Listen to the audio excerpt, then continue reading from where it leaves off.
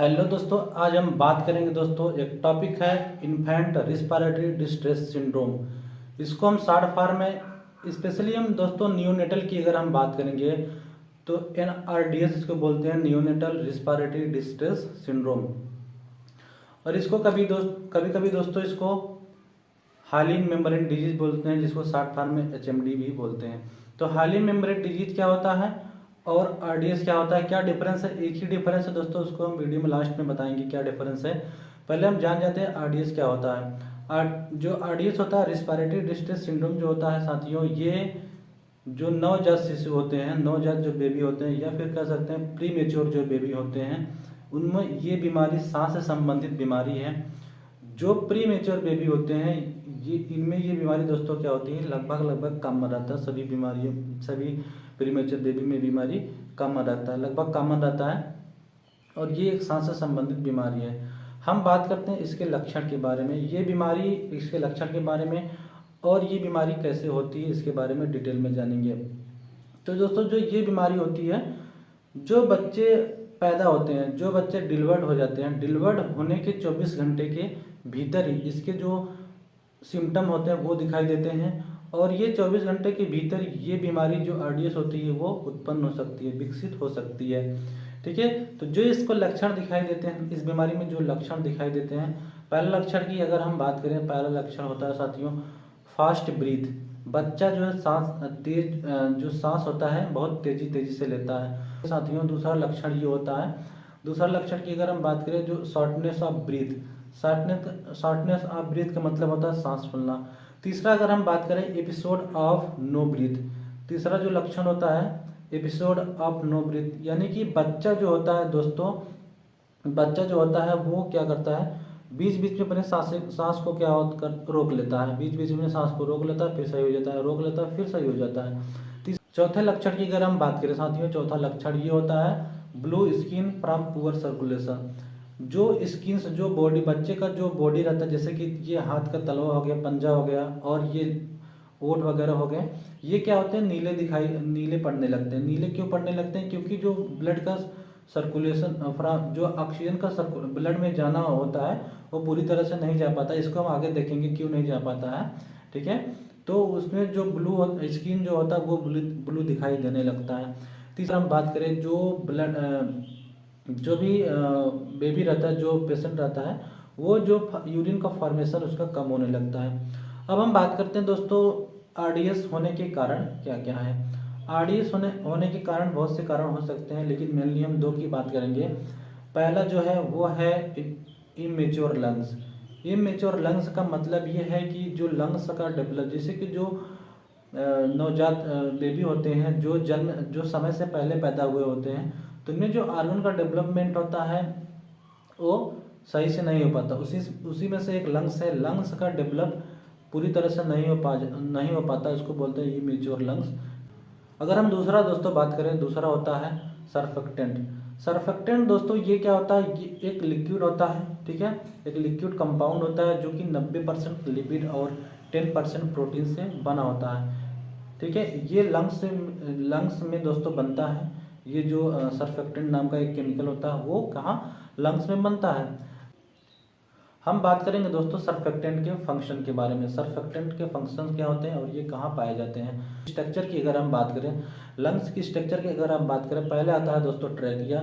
मोटा मोटा जान लेते हैं, पहले आता है ट्रैकिया, इसके बाद ब्रोंकाई, फिर उसके बाद आता है ब्रोंकियोल्स। ब्रोंकियोल्स के बाद एक स्ट्रक्चर आता है जिसको बोलते हैं एलोलाई। तो एलोलाई में ये जो सरफेक्टेंट होता है, ये एलोलाई की अगर हम स्ट्रक्चर देखें, एलोलाई के जो इनर पार्ट होता है, इनर जो लाइनिंग होती है वो सरफेक्टेंट की बनी होती है।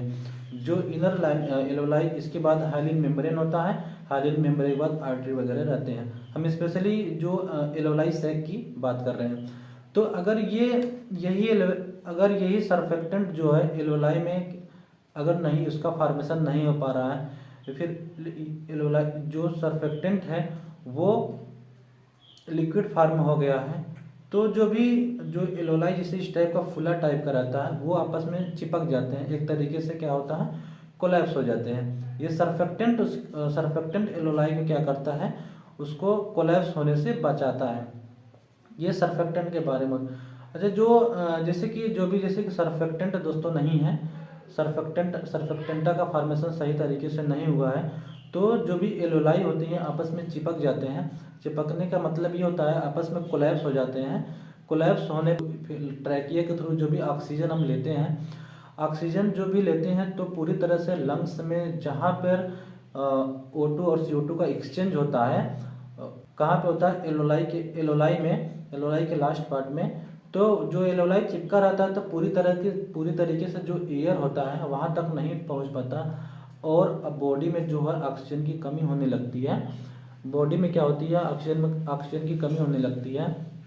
उसी के कारण एक लक्षण दिखाई देता है जो मैं ऊपर बता रहा था, वो जो ऑक्सीजन की कमी होने के कारण जो स्किन होती है वो ब्लू होना शुरू हो जाता है ऑक्सीजन की कमी के कारण। ठीक है, ये इसके लक्षण थे। हम अच्छा एक चीज़ और इसमें देख लेते हैं, जैसे कि ऑक्सीजन की कमी होने लगती है बॉडी में, तो वो बहुत सारे ऑर्गन पे इफेक्ट करता है साथियों। तो जो अगर इसमें से एक ऑर्गन है जो कि ब्रेन है, जो कि मोस्ट इम्पोर्टेंट ऑर्गन है बॉडी का, तो ब्रेन के जो भी टिश्यूज होते हैं वो क्या होते हैं, डेड होने लगते हैं। किस लिए डेड होने लगते हैं, क्योंकि जो ब्लड में ऑक्सीजन की जो पूर्ति होती है वो नहीं हो पाती है। ठीक है दोस्तों, हम बात करते हैं इसके ट्रीटमेंट के बारे में। ट्रीटमेंट क्या होता है। ट्रीटमेंट दोस्तों जो सपोर्टिव केयर के साथ साथ हम उसमें ट्रीटमेंट भी देते हैं। इस बीमारी में सपोर्टिव केयर रहेगा, उसके साथ साथ ट्रीटमेंट आ जाता है। पहला अगर हम सपोर्टिव केयर की अगर हम बात करें और ट्रीटमेंट की बात करें तो पहला होता है ऑक्सीजन थेरेपी। क्योंकि जो बच्चा आरडीएस का जो बच्चा होता है उसको ऑक्सीजन की रिक्वायरमेंट बहुत ज़्यादा होती है, तो उसमें ऑक्सीजन थेरेपी देते हैं। ठीक है, ऑक्सीजन थेरेपी कैसे देंगे, या तो नेजल प्रॉन से देते हैं, या फिर सीपैप मशीन आती है। सीपैप मशीन स्पेशली जो नवजात बेबी के लिए अगर हम बात करें, सीपैप मशीन आता है। सीपैप का फंक्शन ये होता है, जो भी एलोलाई आपस में कोलैप्स है अंदर चेस्ट में, लंग्स में, जो भी एलोलाई कोलैप्स है, तो जो सीपैप होता है वो जो एयर कंटिन्यू प्रेशर देता है लंग्स में, ताकि एलोलाई जो चिपके हुए हैं, जो कोलैप्स हुए हैं, वो फूल जाए और ऑक्सीजन का जो फ्लो है वो पूरी तरह से बन जाए। यह सीपैप का काम होता है। दूसरा अगर हम बात करें सीवियर आरडीएस अगर एक वेंटिलेटर मशीन आता है। वेंटिलेटर के थ्रू दोस्तों एक पाइप होती है। ठीक है, विंड पाइप के द्वारा चेस्ट में ऑक्सीजन को दिया जाता है। इस प्रोसेस को बोलते हैं इंट्यूबेशन। ठीक है, तीसरा अगर हम बात करें, तीसरा जो होता है वो होता है मेडिसिन्स। तो तीसरा होता है मेडिसिन दोस्तों। तो सपोर्टिव केयर के साथ साथ हम मेडिसिन भी देते हैं। मेडिसिन डिपेंड करेगा, जो भी डॉक्टर्स होते हैं वो बीमारी को ट्रीट करते हैं, वही लोग मेडिसिन को डिसाइड करते हैं कौन कौन से मेडिसिन चलेगी। तीसरा इन्वेस्टिगेशन वगैरह करने के बाद फिर अगर हम बात करें, चौथा जो होता है वो होता है सर्फेक्टेंट जो कि मोस्ट इम्पॉर्टेंट है, जो पूरी तरह से लंग्स में नहीं बन पाया है, तो उसको हम एक सर्फेक्टेंट लिक्विड जो केमिकल कंपाउंड में पीछे बताया, उसको चेस्ट में दोस्तों डाला जाता है। चेस्ट में डालने पर और इंक्यूबेशन भी हुआ रहता है। चेस्ट में डालने पर वो क्या करते हैं, जो एलोलाई चिपके होते हैं उसमें अंदर से जाके कवरिंग कर लेते हैं। कवरिंग करने के बाद जो कवरिंग करते हैं और एलोलाई फूल जाता है, तो चेस्ट पूरी तरह से हो जाता है, जो चिपका वगैरह रहता है वो सही हो जाता है। चौथा होगा दोस्तों सर्फेक्टेंट की बात। ये इसके ट्रीटमेंट थे और सपोर्टिव केयर थे। हम इसमें बात करते हैं स्पेशलिस्ट, जो भी रिक्वायरमेंट स्पेशलिस्ट होते हैं कौन कौन से होते हैं। पहला अगर हम बात करें जो नियोनेटोलॉजिस्ट होते हैं। दूसरा अगर हम बात करें दूसरा अगर हम बात करें दोस्तों पीडियाट्रिशियन जो होते हैं।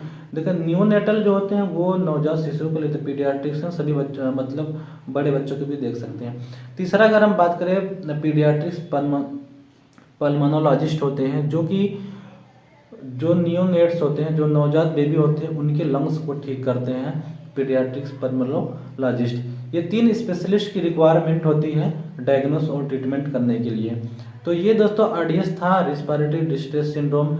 अच्छा, यहीं पे हम एचएमडी जान देते हैं। एचएमडी क्या होता है, तो एचएमडी में हाइलिन मेम्ब्रेन डिजीज को बोलते हैं। तो ये दोस्तों था इस आरडीएस के बारे में। आपको कंप्लीट जानकारी कैसे लगी है वीडियो में दोस्तों कमेंट जरूर करिएगा। ठीक है दोस्तों, मिलते हैं नेक्स्ट वीडियो में नेक्स्ट टॉपिक के साथ। जय हिंद, जय भारत।